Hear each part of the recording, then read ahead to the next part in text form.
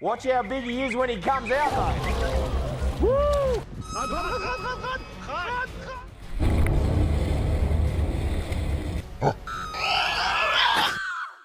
Nature's beauty often masks its deadly potential.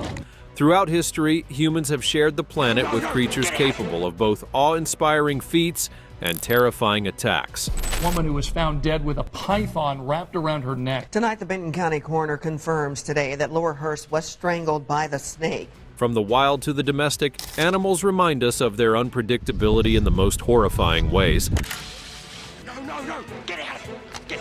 This list explores 20 chilling cases of lives tragically lost to animal encounters, showcasing the fragile balance between humanity and the natural world's untamed power. Steve Irwin, 2006. Steve Irwin, affectionately known as the Crocodile Hunter, captivated the world with his daring wildlife encounters and boundless enthusiasm for nature conservation. G'day, I'm Steve Irwin, and these are highly venomous sea kraits. His sudden and tragic death on September 4th, 2006 sent shockwaves around the globe. Irwin was fatally pierced in the chest by a stingray barb while filming an underwater documentary titled Ocean's Deadliest in Australia's Great Barrier Reef. Irwin was snorkeling in shallow waters when the incident occurred. The crew was filming stingrays for a segment, with Irwin observing one closely. Stingrays are generally docile creatures and rarely attack unless provoked. However, as Irwin swam over the animal, it unexpectedly lashed out, driving its venomous barb into his chest. The injury punctured his heart, causing massive trauma.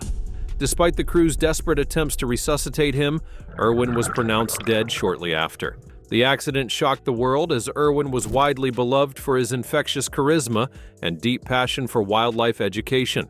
Known for his catchphrases like "crikey" and his fearless approach to dangerous animals, Irwin had become a global icon for conservation. Like a bully he is! His death sparked an outpouring of grief, with tributes pouring in from fans, celebrities, and leaders worldwide. The Australian government honored him with a state memorial service attended by thousands.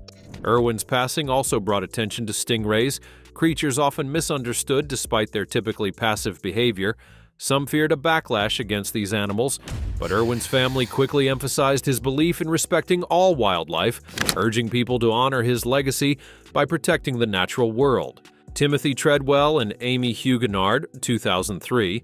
Timothy Treadwell and Amy Hugenard's deaths in October 2003 remain one of the most infamous examples of the dangers posed by wildlife.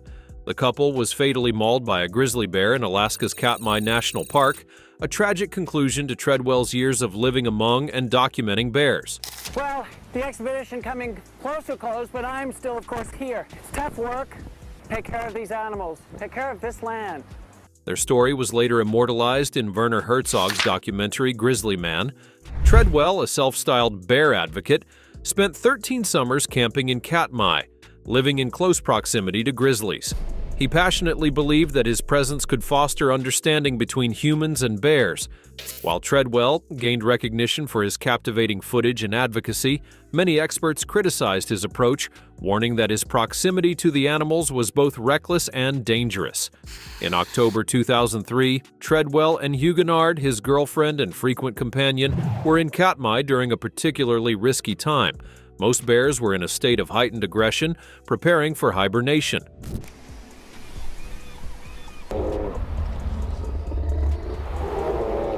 On October 5th, a bear attacked their campsite. Audio recordings captured the harrowing moments of their deaths, with Treadwell attempting to fight off the bear while Hugenard screamed for help.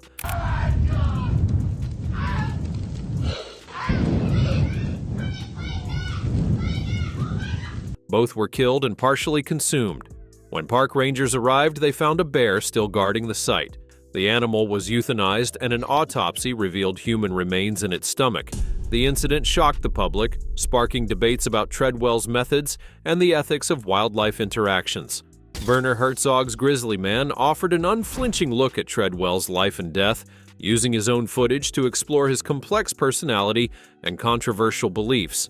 Critics saw Treadwell as misguided, while supporters admired his dedication to protecting grizzlies. Broncho, 2010.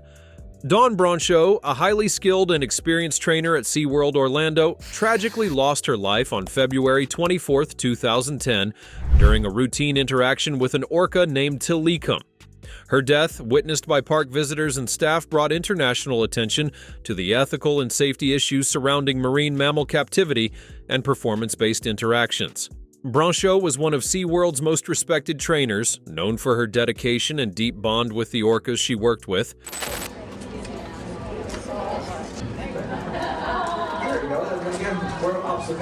On the day of the incident, she was performing a post-show interaction with Tilikum, the largest orca in SeaWorld's collection. Known for his size and history of aggression, Tilikum had previously been involved in 2 other human fatalities. During the interaction, Tilikum grabbed Broncho by her ponytail and pulled her into the water. Witnesses described the attack as prolonged and violent, with the orca dragging her underwater and thrashing her around. We were the witnesses. We were the ones that notified them of what happened. We were in there for a good 20-25 minutes before we were escorted out. We saw the whole thing. Despite the efforts of other trainers to intervene, Broncho suffered fatal injuries, including drowning and blunt force trauma. The tragedy shocked the world and spurred an outcry against marine parks. Critics argued that orcas, highly intelligent and social animals, should not be kept in captivity, where their natural behaviors are stifled and stress can lead to aggression. Broncho's death also reignited discussions about Tilikum's past, as he had been linked to the deaths of a trainer in Canada in 1991 and a trespasser who entered his enclosure in 1999. In response to the incident, SeaWorld implemented significant changes to its practices. Trainers were no longer allowed in the water with orcas during performances, and safety barriers and protocols were enhanced. However, the event also intensified the broader debate about the ethics of keeping orcas in captivity. Documentaries like Blackfish 2013 brought Broncho's story to an even wider audience, painting a grim picture of Tilikum's life in captivity and the psychological toll on orcas in marine parks. The impact of Broncho's death extended beyond SeaWorld. It spurred legislative action, including California's 2016 ban on orca performances and breeding in captivity. SeaWorld eventually announced the end of its orca breeding program in 2016, signaling a shift in how the industry addresses the welfare of marine mammals. Alexander I of Greece, 1920. The unexpected death of Alexander I of Greece on October 25, 1920, stands as one of the most unusual and tragic incidents in royal history. The young king succumbed to sepsis after being bitten by a Barbary macaque, a domesticated monkey kept on the royal estate. His death had profound political ramifications, plunging Greece into turmoil during a critical period. Alexander became king in 1917 during a politically charged era. With his father, King Constantine I, deposed due to his pro-German sympathies during World War I, Alexander was seen as a puppet monarch under the control of Prime Minister Eleftherios Venizelos. Despite his limited authority, Alexander worked to modernize Greece and navigate its involvement in the Greco-Turkish War. The incident that led to his death occurred on September 30, 1920, while Alexander was walking in the royal gardens near Athens. He encountered one of his pet Barbary macaques, which became aggressive and bit him on the hand. In attempting to defend himself, Alexander was bitten again, sustaining deep wounds. The bites were initially treated as minor, but the lack of proper medical care led to a severe infection. Over the following weeks, Alexander's condition deteriorated as sepsis spread through his body. Despite multiple surgeries, the infection could not be controlled, and the young king died at the age of 27. His death shocked the nation, not only for its bizarre cause but also for its far-reaching consequences. Alexander's untimely passing created a power vacuum during a period of political instability. The monarchy's absence weakened Venizelos' government, ultimately contributing to his defeat in the elections later that year. The return of King Constantine I, facilitated by Alexander's death, marked a significant shift in Greek politics and the ongoing Greco-Turkish War. Marius Els, 2011. Marius Els, a South African farmer, tragically lost his life in November 2011 to an animal he considered a beloved pet, a 1.2-ton hippopotamus named Humphrey. This unusual and devastating incident highlighted the inherent dangers of attempting to domesticate wild animals, particularly one as notoriously aggressive as the hippopotamus. Els, a former Army major, had raised Humphrey from the age of 5 months after rescuing him as a calf. He often described Humphrey as his son and even built a custom pond on his property to accommodate the growing animal. Over the years, Els formed what he believed to be a close bond with the hippo, feeding and interacting with him daily. Photos of Els riding Humphrey's back or playfully swimming with him became a sensation, drawing public attention to their unusual relationship.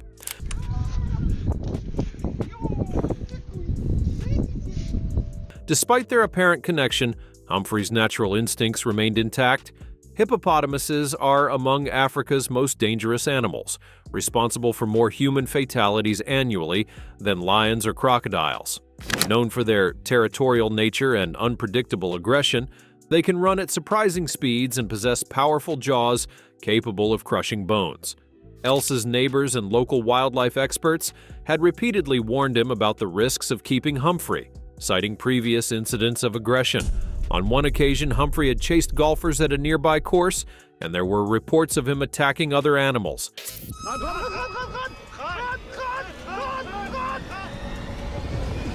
Els dismissed these concerns, insisting that his bond with Humphrey made the animal different. Tragically, on the day of the incident, Humphrey turned on Els. The details remain unclear, but reports indicate that the hippo dragged Els into the river and fatally mauled him. Els's body was later found with multiple injuries, consistent with a violent attack. The incident reignited debates about the ethics and safety of keeping wild animals as pets. Experts emphasize that while humans may form attachments to wild animals, their natural behaviors and instincts can never be fully suppressed, especially in animals as unpredictable and powerful as hippos. Taylor Mitchell, 2009. Taylor Mitchell, a rising Canadian folk singer, met a tragic end on October 28, 2009, in a rare and shocking coyote attack while hiking alone in Cape Breton Highlands National Park, Nova Scotia.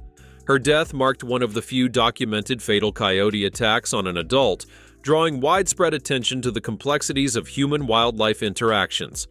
At just 19 years old, Mitchell was a promising artist whose music was earning acclaim across Canada. Taking a break from her touring schedule, she decided to explore the scenic Skyline Trail in Cape Breton Highlands, a popular route known for its rugged beauty and abundant wildlife. Hiking solo, Mitchell was equipped with basic supplies but was likely unaware of the potential dangers posed by coyotes in the area. At some point during her hike, Mitchell encountered a pack of coyotes. Unlike their typically shy and reclusive counterparts in other parts of North America, the coyotes in Cape Breton exhibited unusually bold behavior, likely due to a combination of factors, including food scarcity and habituation to humans. The pack attacked Mitchell, causing severe injuries. Nearby hikers heard her screams and rushed to her aid, managing to scare off the animals. Mitchell was airlifted to a hospital in Halifax, but succumbed to her injuries hours later. The attack stunned the public and wildlife experts, as fatal coyote attacks on humans are exceedingly rare. The incident led to immediate action by park authorities, who tracked and euthanized several coyotes believed to be involved in the attack. Wildlife specialists speculated that the coyotes' aggressive behavior might have been influenced by environmental factors, including dwindling prey populations and increased human activity in their habitat. It's kind of that mourning of a talent. I'm wondering what happened, and it's just, it really is very sad. Mitchell's death sparked discussions about how humans interact with wildlife, particularly in natural settings. While hikers are generally encouraged to enjoy nature, the incident underscored the importance of being prepared for unexpected encounters with wild animals. Experts emphasized the need for measures such as carrying deterrents, traveling in groups, and remaining vigilant in areas with known wildlife activity. Bethany Lynn Stevens, 2017. The tragic death of 22-year-old Bethany Lynn Stevens in December 2017 sparked widespread controversy and debate about dog behavior and responsible pet ownership. Stevens was found dead in a wooded area near her home in Goochland County, Virginia, with authorities concluding that she was mauled to death by her 2 pit bulls. Stevens had reportedly taken her dogs, Tonka and Pac-Man, out for a walk in the woods. When she failed to return home, her family became concerned and contacted authorities. A search party discovered her body in a gruesome scene with the 2 pit bulls nearby. According to the medical examiner, her injuries were consistent with an animal attack and the cause of death was ruled as severe trauma caused by her dogs. The case drew immediate national attention, with many questioning the circumstances surrounding her death. We've got new information tonight about the death of a woman who deputies in Goochland say was mauled by her own dogs. Some speculated that the dogs, which Stevens had raised since they were puppies, could not have been responsible, citing their close bond with her. Friends and family described Stevens as a devoted dog owner who loved her pets deeply. Critics suggested that wild animals or another external factor might have been involved. However, law enforcement and medical experts remained firm in their findings.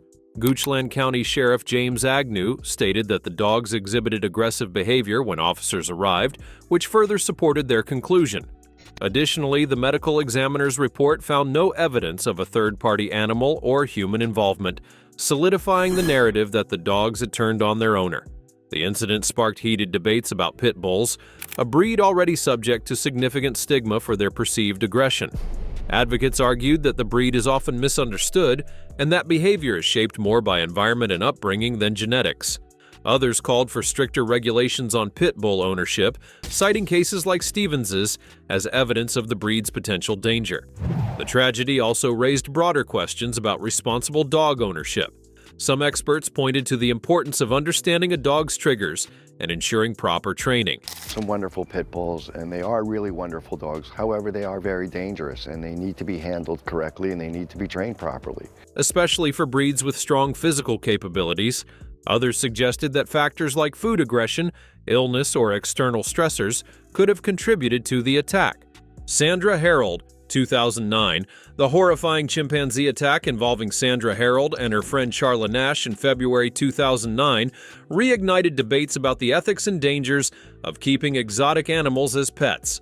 Harold's pet chimpanzee Travis brutally attacked Nash in an incident that left her permanently disfigured and raised significant public and legal concerns about exotic pet ownership. Travis, a 14-year-old, 200-pound chimpanzee, had been part of Harold's life since infancy. Raised in Stamford, Connecticut, the chimp was treated as a surrogate child, wearing clothes, eating at the table, and appearing in television commercials. Harold and Travis shared a close bond, and he was a well-known figure in the local community. However, his strength and unpredictable nature were constant risks, and Harold had faced warnings about keeping such a dangerous animal as a pet. The attack occurred when Nash visited Harold's home. Travis, reportedly agitated, suddenly turned on Nash, launching a brutal assault that lasted several minutes. Using his immense strength, the chimp ripped off Nash's hands, nose, lips, and part of her scalp, leaving her with life-threatening injuries. Harold attempted to intervene, Travis with a kitchen knife, but the chimp continued the attack. Police arrived and fatally shot Travis, but the damage was already done. Nash survived the attack, but was left with severe disfigurement. Her story garnered international attention, especially after her appearance on The Oprah Winfrey Show, where she revealed her injuries and discussed her recovery. Nash later underwent groundbreaking facial transplant surgeries, but her ordeal remained a sobering example of the dangers of exotic animal ownership. The attack sparked immediate backlash against Harold and others who kept exotic pets. Critics argued that wild animals, no matter how domesticated they appear, retain their natural instincts and can become dangerously unpredictable. Connecticut passed stricter laws on exotic pet ownership following the incident, and Nash pursued legal action, ultimately receiving a settlement to support her medical needs. Sandra Harold, who passed away in 2010, expressed deep remorse for the attack and maintained that she never anticipated Travis's violent behavior. Her relationship with the chimp became a focal point for discussions about human-animal boundaries and the ethical considerations of keeping wild animals in domestic settings. Elliot Sensman, 2022. In July 2022, 27-year-old Elliot Sensman, a Pennsylvania man with a passion for reptiles, tragically lost his life after being by his 18-foot pet boa constrictor. The incident reignited debates about the risks and responsibilities of owning large exotic reptiles, highlighting the potential dangers posed by these powerful animals. Sensman was a reptile enthusiast who kept multiple snakes at his home, including the boa constrictor involved in the fatal incident. He had reportedly cared for snakes for years and was experienced in handling them. On the day of the attack, Sensman was found unresponsive in his home by first responders. The boa constrictor, still wrapped tightly around his neck, had to be decapitated by emergency personnel to release its grip. Despite their efforts, Sensman succumbed to his injuries shortly after arriving at the hospital. Boa constrictors, native to Central and South America, are non-venomous snakes that kill their prey through constriction. While they are popular among exotic pet owners due to their relatively docile nature when properly handled, their strength can pose serious risks if mishandled or provoked. In this case, it is unclear what triggered the snake's behavior, but experts speculate it may have perceived Sensman's movements as a threat or mistaken him for prey. Sensman's death highlighted the unique challenges of keeping large exotic reptiles. These animals require specific habitats, careful handling, and an understanding of their natural instincts. While many owners develop a sense of familiarity and trust with their pets, incidents like this demonstrate the unpredictability of wild animals, even those bred in captivity. The case also renewed discussions about the regulation of exotic pet ownership. Pennsylvania, like many states, allows the ownership of large reptiles, but lacks consistent oversight or licensing requirements. Critics argue that the lack of stringent regulations increases the likelihood of accidents, both for owners and the broader community. Supporters of exotic pet ownership contend that with proper education and care, incidents like these can be minimized. Laura Hurst, 2019. In October 2019, Laura Hurst, a 36-year-old Indiana woman, was found dead with an 8-foot reticulated python wrapped around her neck. The incident, which occurred in a house housing over 140 snakes, reignited public scrutiny over the keeping of large exotic reptiles as pets and the potential dangers involved. Hurst was a well-known reptile enthusiast who frequently cared for snakes, including the reticulated python that ultimately caused her death. The home where the tragedy occurred belonged to Benton County Sheriff Don Munson, a friend of Hurst who shared her passion for reptiles. The house was specifically designed to house the extensive collection of snakes, although it was not occupied as a residence. That woman who was found dead with a python wrapped around her neck. Tonight, the Benton County coroner confirms today that Laura Hurst was strangled by the snake. On the day of the incident, Hurst was reportedly handling the python when it began constricting her. When she failed to check in as expected, authorities were alerted and found her body with the snake still coiled around her neck. The autopsy confirmed that she had died from asphyxiation caused by the snake's constriction.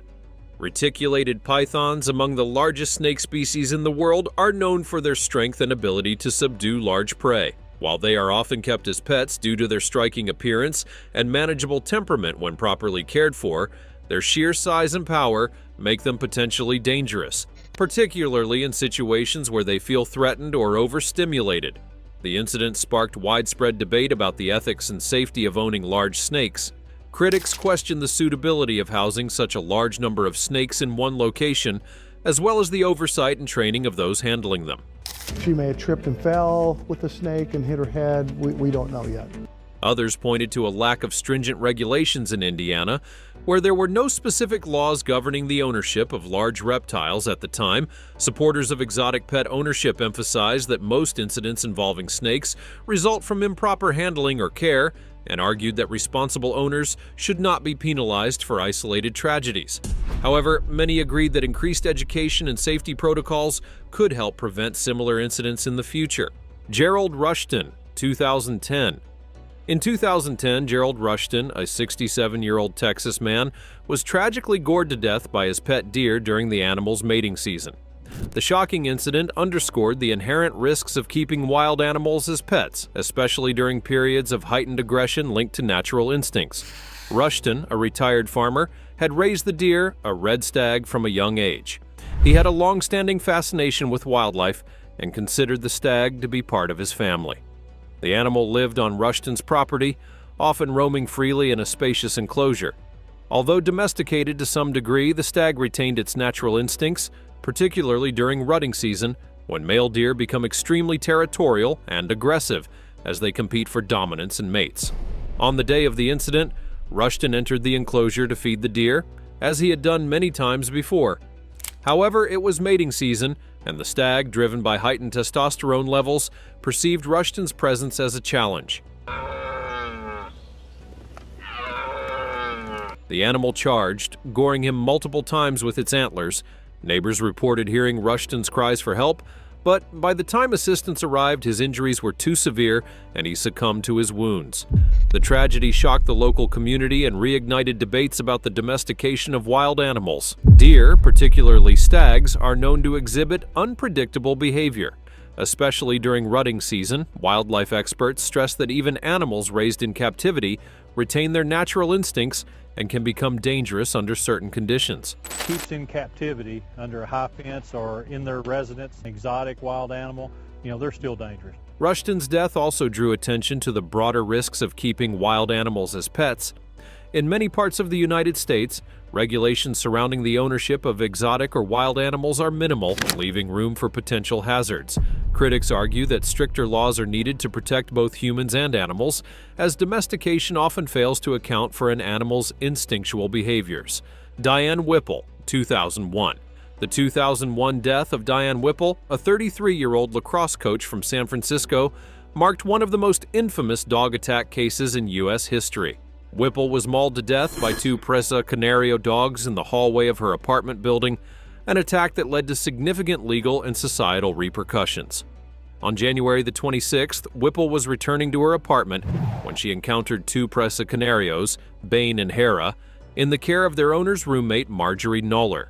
Presa Canarios are a large and powerful breed originally bred for herding and guarding livestock. Bane, in particular, was known to exhibit aggressive tendencies. The dogs, weighing over 100 pounds each, attacked Whipple without warning. Bane latched onto her throat while Hera joined the fray, causing severe injuries. Neighbors heard Whipple's screams and attempted to intervene, but they were unable to stop the attack. She's been bit by a dog, and I knew exactly what dogs. Whipple succumbed to her injuries shortly after being transported to the hospital. The case gained national attention, not only because of the brutal nature of the attack, but also due to the controversy surrounding the dog's owners, Marjorie Knoller and her husband, Robert Knoll. Investigations revealed that the couple had acquired the dogs from a prison inmate involved in breeding aggressive animals for illegal activities. Furthermore, Knoller and Knoll had been warned multiple times about the dog's dangerous behavior, but failed to take adequate precautions. The legal proceedings that followed were highly publicized. Knoller became the first person in California to be convicted of second-degree murder for a dog attack, while Knoll faced manslaughter charges. The case highlighted the responsibilities of pet owners and the legal consequences of negligence. We, the jury, find the defendant, Marjorie Knoller, guilty of the crime of murder in the second degree. It also spurred legislative changes in California, including stricter regulations on dangerous dog breeds and increased penalties for owners who failed to control their animals. Whipple's death ignited debates about breed-specific legislation, with many advocating for bans on certain aggressive breeds like Presa Canarios. However, others argued that the issue was not the breed itself, but rather the behavior of the owners and their failure to provide proper training and care. Ruth Harkness, 1947. Ruth Harkness, an American fashion designer turned explorer, is best remembered for her pioneering work in wildlife conservation and her efforts to introduce the giant panda to the Western world. Tragically, her life ended in 1947 when she was mauled by a tiger during an expedition in India. Her death was both shocking and symbolic of the dangers faced by those who dedicate their lives to wildlife. Harkness gained fame in the 1930s for her groundbreaking expedition to China, during which she captured and brought the first live giant panda, Lynn, to the United States. At a time when women were largely excluded from such adventures, Harkness defied societal norms, becoming a trailblazer in wildlife exploration and conservation.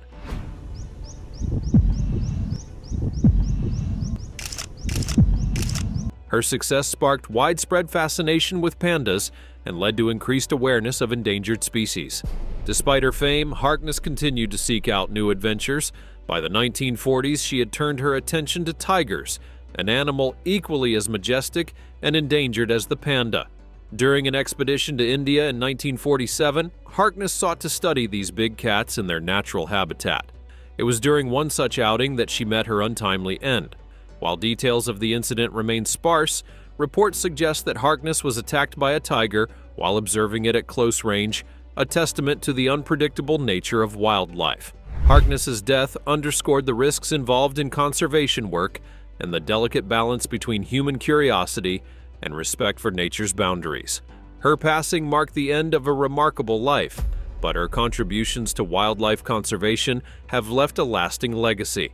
Sue Lynn's introduction to the West sparked early efforts to protect pandas and inspired future generations of conservationists. Marcia Hathaway, 1963. Marcia Hathaway's tragic death in 1963 during a shark attack in Middle Harbour, Sydney, shocked Australia and remains one of the most infamous shark-related incidents in the nation's history. Hathaway, a 32-year-old actress, was enjoying a leisurely day at the beach when the unthinkable occurred, marking the last recorded fatal shark attack in Sydney waters until 2022. Hathaway was waiting in shallow water with her fiancé and friends at Sugarloaf Bay when a bull shark attacked her. Despite the water being only waist deep, the shark latched onto her right leg, causing catastrophic injuries. Witnesses reported hearing her screams as her companions rushed to her aid. They attempted to pull her to safety, but the shark's grip was unrelenting. Eventually, they managed to free her and bring her to shore. Unfortunately, the damage was too severe. Hathaway suffered massive blood loss, and despite efforts by rescuers and paramedics, she died shortly after. Her death sent shockwaves through Sydney, a city where shark attacks were considered rare, especially in sheltered waters like Middle Harbour. The incident led to widespread fear and prompted authorities to take immediate action. Tragic death under such horrifying circumstances is, completely shocking. Shark nets were reinforced along Sydney's beaches, and efforts to educate the public about shark behavior were ramped up. The tragedy also spurred scientific interest in understanding the habits of bull sharks, known for their ability to tolerate fresh water and their presence in estuaries and rivers. Hathaway's death highlighted the unpredictability of shark behavior and the thin line between human activity and wildlife interaction. Most of us take notice and just stay out of the water till the sharks are gone, but it's generally, it's a lot more dangerous. It also served as a catalyst for public awareness campaigns about water safety and shark conservation. While her passing was a devastating loss, it helped to foster a greater understanding of sharks, balancing fear with respect for their role in marine ecosystems. Alexander Crispen, 2013. On November 2, 2013, Alexander Crispen, a 35-year-old circus performer, tragically lost his life during a live tiger act in Sonora, Mexico. Crispen, a skilled trainer with years of experience, was performing a routine at the Suarez Circus when one of the tigers he worked with turned on him. The attack, witnessed by a horrified audience, underscored the inherent dangers of using wild animals in entertainment and sparked renewed debates about animal welfare in circuses. Crispen's act involved a close interaction with several Bengal tigers, showcasing their obedience and agility. That evening, as the performance progressed, one of the tigers became agitated. Without warning, the tiger lunged at Crispen, knocking him to the ground. The animal clamped its jaws around his neck and torso, inflicting fatal injuries before handlers could intervene. While circus staff managed to subdue the tiger with sticks and water, it was too late to save Crispen.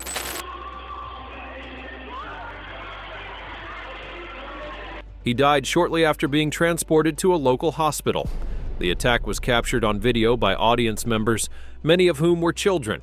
The footage, widely circulated online, depicted the chaotic and terrifying scene. The incident left attendees traumatized and drew widespread media attention, with many questioning the ethics of keeping and training large predators for entertainment purposes.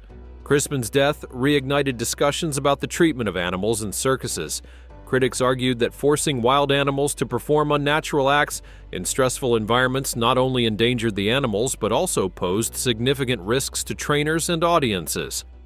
Animal rights organizations used the tragedy as a rallying cry for bans on exotic animals in circuses, emphasizing the physical and psychological toll these conditions take on animals. Khan Samsudin, 2006. Khan Samsudin, famously known as the Snake King of Malaysia, captivated audiences with his daring snake-handling stunts. Renowned for living with snakes for extended periods and performing high-risk acts, Ali was a celebrated figure in the world of exotic animal performance. However, his career came to a tragic end on December 1, 2006, when he succumbed to a king cobra bite during a performance in Penang, Malaysia. Ali Khan was no stranger to danger. Over the years, he had been bitten by venomous snakes multiple times, but had always survived, earning him a reputation for invincibility.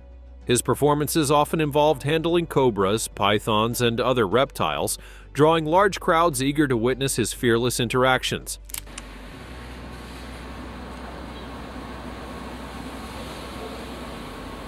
He even set world records, including one for living in a glass enclosure with hundreds of snakes for 12 days. During his final performance, Ali was attempting to break another record by handling several king cobras in a controlled setting. As he maneuvered one of the snakes, it suddenly struck, biting him on the arm. King cobras are among the most venomous snakes in the world, capable of delivering enough neurotoxin to kill an elephant. Despite his experience and familiarity with snakes, Ali misjudged the cobra's behavior in that moment. Initially, Ali downplayed the bite, continuing the performance and reassuring the audience that he was fine. However, within minutes, he began exhibiting symptoms of envenomation, including dizziness and difficulty breathing. He was rushed to a nearby hospital, but the venom's rapid effects overwhelmed his body, and he died shortly thereafter. Ali Khan's death sent shockwaves through the snake handling community and raised questions about the ethics and safety of performing with dangerous animals. While Ali had spent his life educating people about snakes and advocating for their conservation,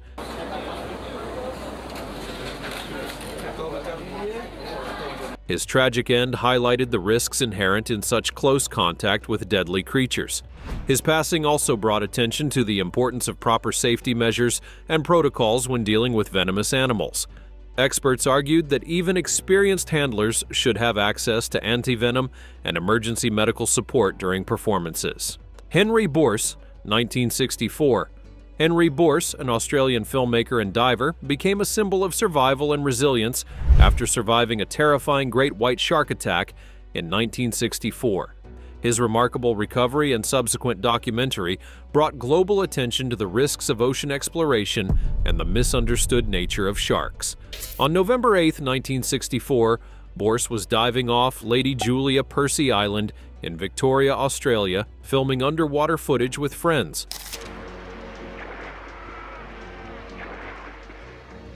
The tranquil dive turned into a nightmare when a great white shark attacked him. The shark clamped down on Boris's left leg, dragging him violently through the water. Despite the ferocity of the attack, Boris managed to fend off the shark by punching it and breaking free, although he sustained severe injuries. His diving companions quickly pulled him onto their boat, where they applied makeshift tourniquets to stop the bleeding. Boris was rushed to shore and later to a hospital, where doctors were forced to amputate his leg to save his life. Remarkably, Boris's determination and optimism helped him recover physically and emotionally from the ordeal. In the years following the attack, Boris used his experience to advocate for a better understanding of sharks and marine ecosystems. He produced a documentary titled Savage Shadows, recounting the attack and his journey to recovery. The film featured dramatic reenactments and real footage of his underwater adventures, captivating audiences and raising awareness about shark behavior. While the attack highlighted the dangers of diving, Boris emphasized that sharks are not mindless killers but apex predators acting on instinct. His story contributed to the growing dialogue around shark conservation, encouraging the public to respect these creatures rather than fear them indiscriminately. Dawn Kelly, 1994. Dawn Kelly, an experienced zookeeper at the Memphis Zoo in Tennessee, tragically lost her life in 1994 after being attacked by a Sumatran tiger.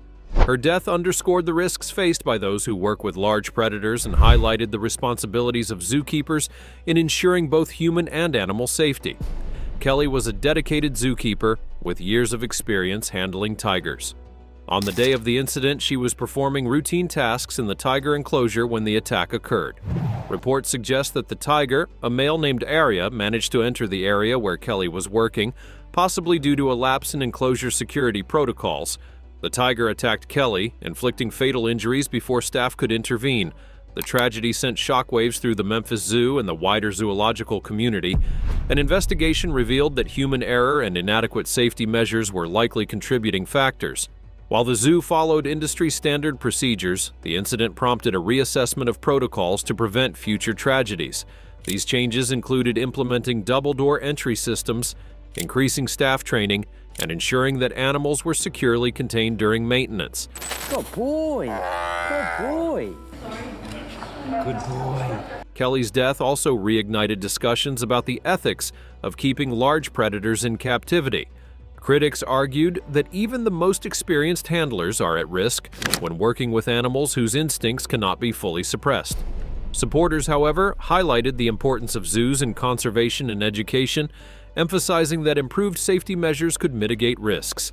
The incident brought attention to the complex responsibilities of zookeepers, who must balance animal care with maintaining public and staff safety.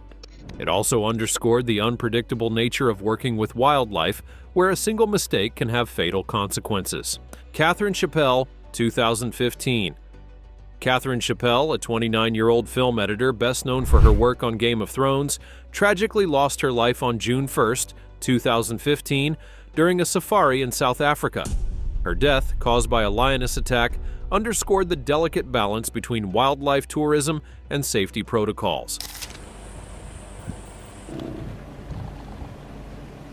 Sparking widespread discussion about best practices in safari tourism.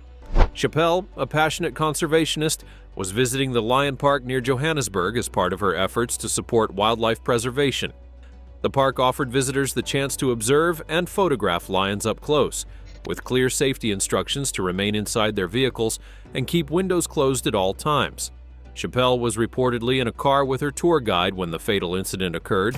According to witnesses and park officials, Chappelle had rolled down her window to take photographs of a lioness nearby.